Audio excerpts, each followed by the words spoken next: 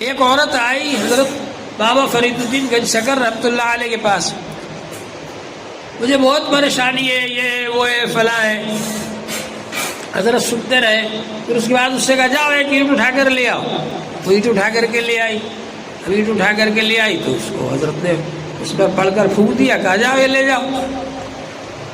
اب لے گئی، گھر لے جا کے دیکھا تو سونے کی اینٹ تھی. وہ بہت خوش ہوئی. اب اس سے جب تک کام چلتا رہا، چلاتی رہی کام. جب وہ اینٹ ختم ہو گئی تو اس نے اپنے بچے سے کہا لانا اینٹ اٹھا کر کے. اس کے بچے اینٹ اٹھا کر لے آئے. اب وہ بڑی بیٹی بھی اس پہ قل واللہ شریف پڑھی. سن لیا تھا کہ حضرت نے قل واللہ شریف پڑھ کر پھونکا تھا. قل واللہ شریف پڑھی، پھونک دیا. اب اس کو دیکھتی ہے سونا بنی کہ نہیں بنی. نہیں بنی. پھر پڑھی قل واللہ شریف، پھر پھونکا اس پر، پھر دیکھتی ہے کہ سونا بنی کہ نہیں بنی.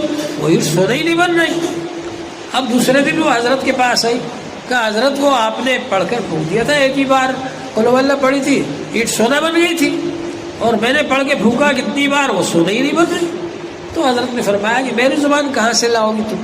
اللہ کا ذکر کرتے کرتے زبان میں اللہ تعالیٰ تاثیر ڈال دیتے ہیں تو انسان کے بہت سارے کام حل ہو جاتے ہیں.